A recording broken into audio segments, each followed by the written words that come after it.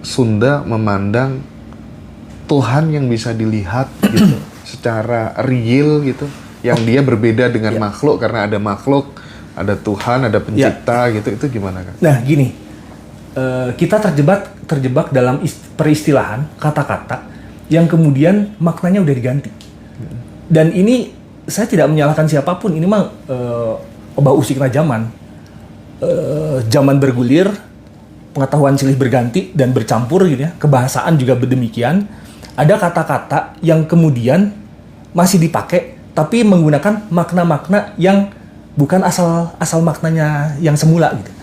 Tuhan ini berasal dari kata tua atau toha gitu. Kita masih bisa menelusuri itu di Padang, di Jawa Barat pun masih menggunakan kata itu. Tuha itu. Kemudian diberi imbuhan an jadi tuhaan atau tohaan, kemudian jadi Tuhan. Nah, itu tuh sebenarnya leluhur buyut gitu yang tua gitu. Oh. Kata Tuhan itu sebenarnya yang tua artinya. Tapi dipakai oleh agama lain, oleh ajaran lain, itu tuh jadi entitas maha besar, maha agung dan seterusnya gitu. Iya. Padahal bukan. Karena dalam ajar Piku Sunda sebenarnya ada kemiripan dengan Buddhisme dan kita nggak membicarakan Tuhan. Karena beliau itu siapa yang ngasih nama?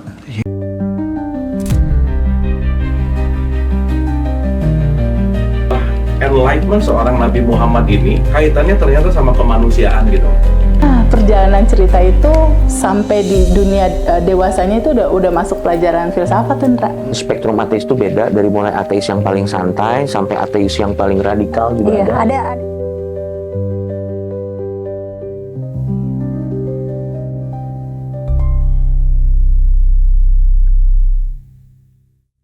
Dan menariknya tadi, Kang Miing juga menyebutkan tentang pengalaman ketiadaan diri, ya, atau disebut sebagai suwung gitu. Ya. Nah, tentang suwung ini Kang, aku tertarik gitu ya, tentang suwung. Itu sebenarnya kondisi kosong atau justru kondisi penuh oleh kesadaran gitu, karena ketiadaan pikiran. Kalau di dalam ajaran Buddha yang murni mungkin bisa disebut sebagai nirwana gitu. Itu bagaimana? Ya, ketika saya melakukan penelitian dan sampai sekarang pun saya merasa belum puas karena semakin dicari pengetahuan tersebut semakin saya tidak tahu. Dan walaupun harus berbatas itu tesis dan lulus, ini tuh juga tidak menyelesaikan gitu. Tentang kekosongan, kita baca naskah tua. Di situ ada istilah-istilah yang diterjemahannya baik bahasa Indonesia, bahasa Inggris, itu tuh udah lekat dengan makna-makna yang terbangun sepanjang kita hidup. Di mana kosong itu seolah tiada artinya. Tapi sebenarnya kalau kita mengambil dari terminologi kebudayaan atau siwa itu atau Hindu itu, di situ ada istilah sunyata. Nyata itu artinya realita. Su itu artinya sejati, tak tergantikan, nggak ada yang bisa membantah, besar sekali. Dan ini kita bukan bicara retorika, emang realita yang siapapun bisa melihat itu. Tentang kesunyataan ini, kekosongan adalah suwung, itu adalah sunyata. Sebagai gambarannya gini, saya agak coba menjelaskan melalui keilmuan yang lain. Fisika menjelaskan tentang partikel. Orang barat itu selalu pikirannya konstruktif. Realita itu terbuat dari apa sih? Ini tuh apa sih? Ini tuh terbuat dari apa sih? Komponennya apa sih? Terus itu ditanyakan dari zamannya filsuf Yunani Romawi kuno sampai sekarang. Oh, ada atom. Oh, ada partikel subatom. Oh, ada quark. Oh, ada seterusnya. Yang mereka cari itu terus keberadaan. Tapi mereka luput untuk melihat keberadaan itu ada di mana, realita itu ada di mana. Dan kalau misalnya, ini saya baca buku penjelasan tentang atom. Kalau misalnya kita lihat gambar tentang atom lah ya, ada bunder-bunder, terus ada planet yang mengitari seperti itu kan ada jaraknya. Mereka luput melihat itu, kekosongan itu. Dan entitas atomik ini kalau dimampatkan, kita meniadakan jarak di antara partikel atomik tersebut, itu manusia hanya jadi sebesar biji biji kacang hijau. Yang lebih besar ketiadaan. Jadi merentang entitas eksistensi ini tuh karena ketiadaan tersebut. Keberadaannya menjadi kecil. Dan itu yang dinisbikan oleh ajaran leluhur. Itu yang maya. Itu yang tidak nyata. Yang nyatanya adalah ketiadaan itu. Karena yang disebut dengan maya itu adalah semu. Iya itu realita, iya itu ada. Tapi terkena hukum keberadaan di mana siklusnya yang ada maya tersebut itu akan menghilang. Karena awalnya nggak ada. Segala macam entitas yang kita kenal sekarang apapun itu, yang bendawi, yang tidak bendawi, pikiran asalnya ada, dulunya pasti nggak ada. Yang akan selalu menang itu ketiadaan tersebut gitu. Nah kalau kita kemudian meditasi merealisasikan kekosongan, yaitu tuh kita akan bertahap melihat kekosongan itu di sekitar kita, dalam diri kita menjauh dan meluas gitu. Kemudian tadi dengan ada kekosongan, kemudian apa? Ada satu istilah tadi yang Mas sebutkan itu. Suwung. Kekosongan, suwung, kemudian Pak, waktu pengantar tadi itu saya lupa. Nah, kemudian di mana letaknya ide gitu, di mana letaknya penciptaan gitu. Sekosong-kosongnya itu di sana tetap ada residu-residu dari yang pernah ada sebelumnya. Saya coba melipir kepada ajar Piku Sunda tentang penciptaan alam semesta, di mana sains modern Barat itu menjelaskan ada Big Bang. Di Kasundaan juga udah menjelaskan itu, yang tak terhingga entah berapa ratus atau ribu tahun sebelumnya gitu. Di situ disebutkan bahwa awang-awang wung-wung lir ibarat tawon laksa ketik nggak jadi cahaya.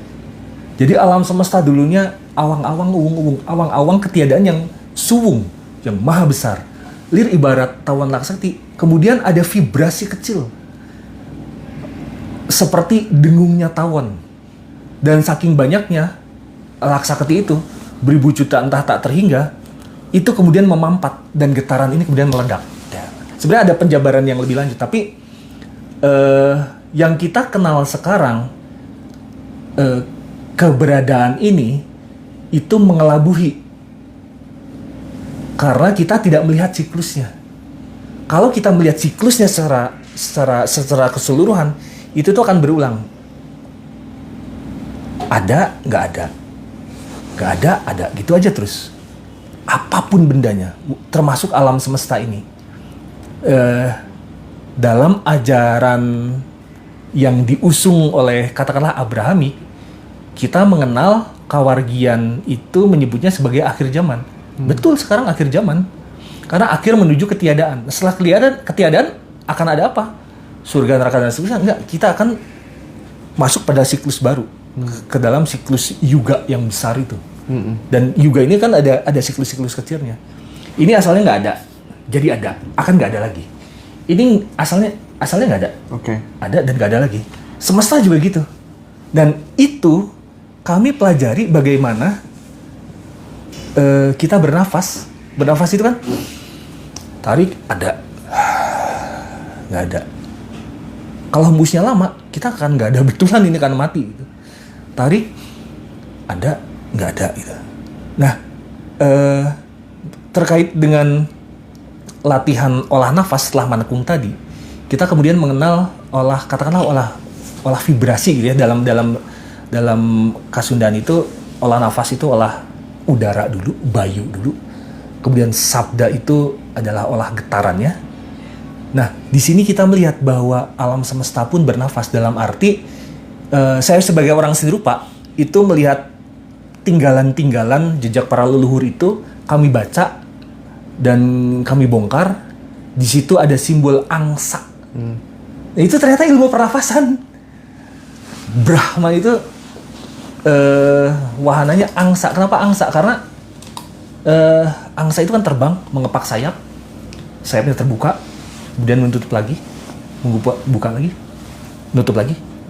Si semesta juga mengembang, mengempis. Yang semula kita sebutkan sebagai Big Bang, itu juga akan ledakan itu, explode itu akan meledak ke dalam, akan menjadi implode. Nanti pada kesempatan yang lain akan meledak lagi. Iya. Gitu aja terus. Dan si angsa ini sebenarnya akarnya dulu nyebutnya itu hamsa atau sa. Di kami di Dago belajar itu. Oke, Kang. Kalau selama pengalaman meditasi Manakong ya di Sunda gitu, wujud atau ekspresi ketuhanan yang bisa nggak sih sebenarnya orang yang menyebutnya Tuhan, nggak tahu ya yang benar itu Tuhan atau ketuhanan mana yang benar gitu ya.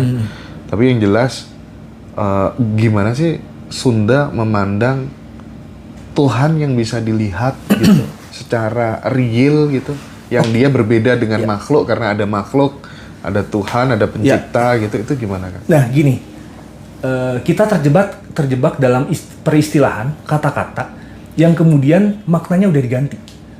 Dan ini saya tidak menyalahkan siapapun, ini mah obah usikna zaman.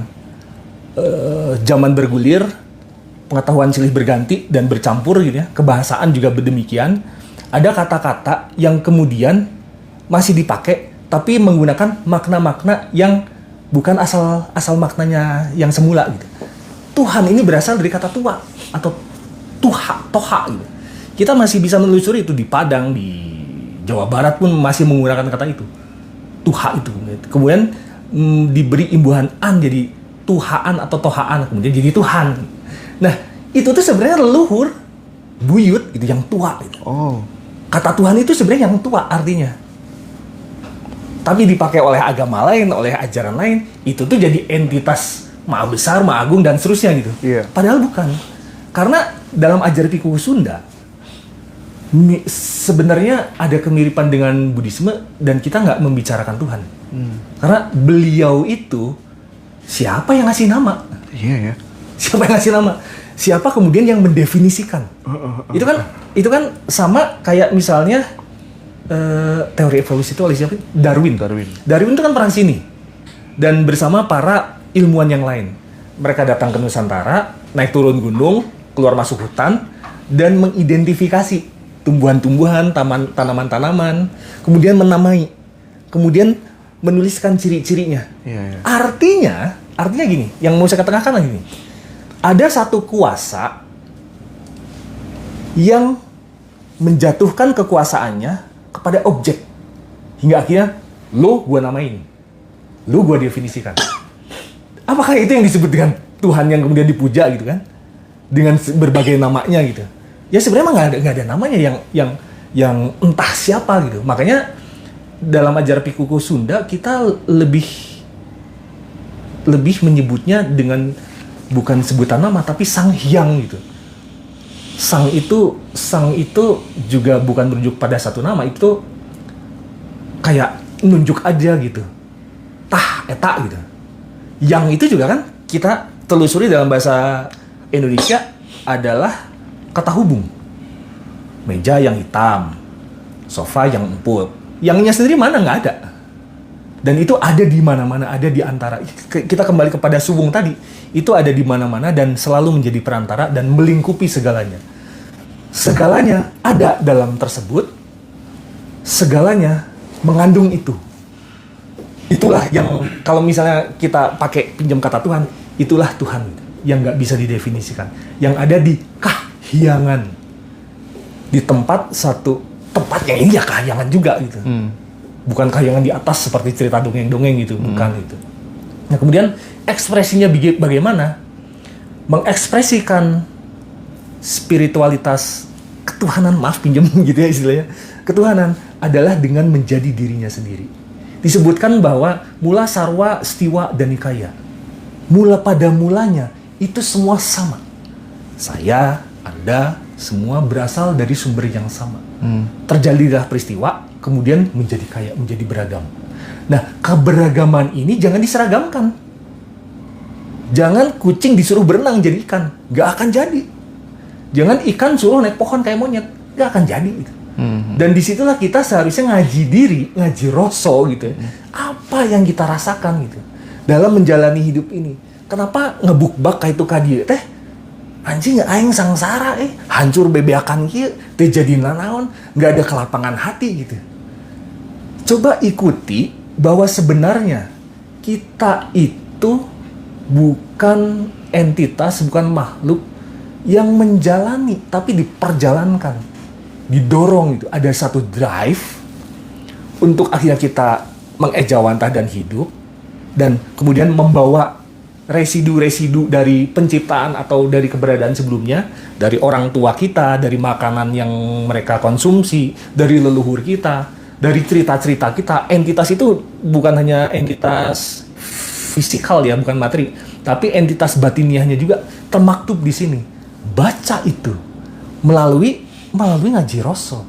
Apa yang kita rasakan? Awas ulah rumasa, kan aya rasa rumasa tumarima. Awas ulah rarasaeun gitu. Rarasaeun teh ini yang menyesatkan. Asigana kieu, asigana rasana kieu. Enggak. Tapi rasa yang tak terbendung itulah yang menjadi tugas kita, yang harus kita kerjakan. Contoh, Mas Hendra melakukan hal yang seperti ini, berkegiatan konsisten, pasti kan didasari oleh rasa ini nih, kerjakan terus gitu. Dan ketika udah selesai satu episode upload, itu ada rasa ngemplong. Nah, itu berarti tugas Anda. Demikian pun dengan kita, dengan masyarakat gitu ya, menjalani keseharian, begitu kurang lebih. Oke.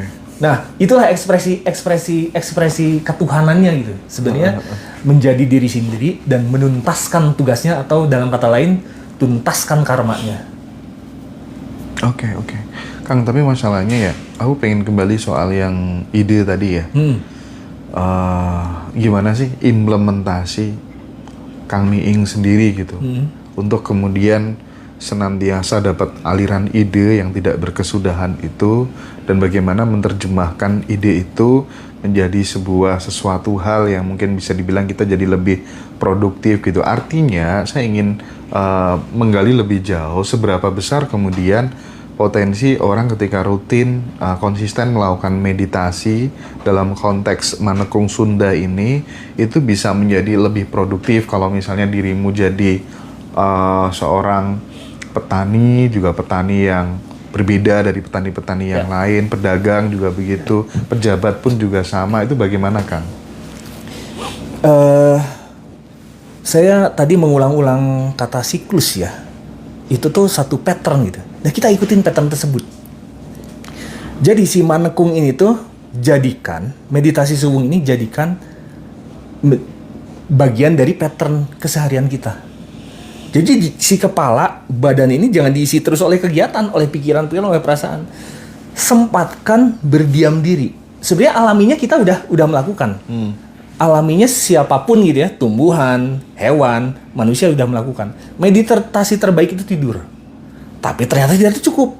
Karena begitu kita bangun, brek, semuanya masuk gitu, dan kita harus ngejabanin itu semua. Nah, di antara itu selain tidur, sempatkan kita untuk ngalinggihkeun anu larsub eta tadi. Hingga akhirnya ketika itu mereda, pikiran perasaan itu mereda. Jadi kata-kata yang tepat itu bukan mengosongkan pikiran, tapi perhatikan saja. Nanti seiring waktu dengan ngalinggihkeun itu lama-lama akan mereda. Reda itu ibarat hujan. Dan hujan itu akan tetap ada dengan gerimisnya. Jadi si pikiran itu akan tetap bekerja, tapi tidak mendominasi. Nah, karena kalau diajar Piku Sunda dengan olah Bayu Sabda Hedap itu, saya nggak mau menyamakan dengan niat ya, tapi kita ngalinggihkan, kita mau mengerjakan apa nih? Itu aja dulu. Manekung, sebelum manekung, oke, saya mau manekung, mau duduk diam, memejamkan mata, bernafas dalam satu sikap tertentu, saya kemudian akan ngalinggihkan tugas. Jadi ada dua fase.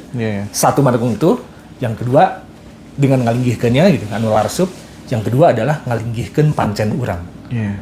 Nah, di situ baru kemudian dengan alami akan terdudukkan ide tersebut. Itu tuh saling berkoneksi satu sama lain. Kita bangun dari manekung dan olah Bayu Sabda, kita bangun, kita tahu apa yang kita kerjakan. Oke, Kang, berarti ini bukan soal melawan pikiran yang rame dan tidak pernah berhenti, tapi lebih pada kita melampaui pikiran dengan cara menyaksikan, mengamati, dan ya sudah menerima aja gitu tanpa ada perlawanan gitu, Kak? Kita melihatnya dalam kisah pewayangan. Saya hampir tobat, katakanlah ya. Karena waktu itu sedang bergumul dengan satu hal, dan begitu membaca lagi pewayangan, kisah Ramayana, Hanuman, rajanya para wanara, dan para binatang, itu tertunduk ketika berhadapan dengan Rama yang hanya memperhatikannya. Oh, gitu ya. Kita kan punya analogi dalam kebudayaan para biksu itu menganalogikan bahwa pikiran itu seperti monyet yang berlompatan gitu ke sana kemari ngerjakan segala macam. Begitu Rama hadir, semuanya diam, tunduk. Mereka patuh.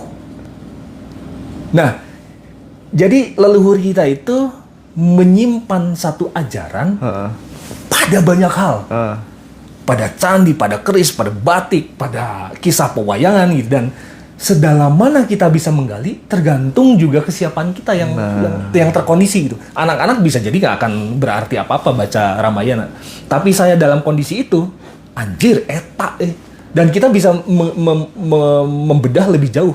Hanuman itu apa? Rama itu apa? Kenapa namanya Rama gitu? Kenapa, Kang? Ini akan berkaitan dengan lapis eksistensi manusia yang disebut dengan Pancamaya Kosa. Iya. Pernah dengar barangkali ya? Pernah. Dan salah satu lapis tersebut ada yang disebut dengan Manomaya Kosa. Manomaya Kosa ini adalah lapis mental, lapis pikiran, lapis emosi, lapis batiniah yang tersebutkan itulah barusan gitu. Yang lain ada Annamaya Kosa, Pranamaya Kosa dan seterusnya. Nah, kita ngelihat kata Rama itu di situ kita nemu juga Mano. Man itu apa sih? Manas gitu. Manu. Manusia. Yang menjadikan manusia seperti ini ya karena kata man itu yang artinya adalah pikiran. Jadi Rama itu ya yang menguasai pikiran sebenarnya. Dan ini agak kita harus agak waspada dengan menyebut pikiran itu. Hati-hati dengan cara pandang barat, katakanlah. Yang pikiran itu hanya ada di otak gitu. Yang hanya ada di kepala. Enggak, seluruh tubuh kita itu berpikir. Seluruh tubuh kita, sel-sel itu juga punya kecerdasannya, katakanlah gitu ya. Mereka itu punya pikirannya sendiri, punya arahnya sendiri gitu. Dan ketika kita melakukan satu disiplin, dan itu akan melampaui itu.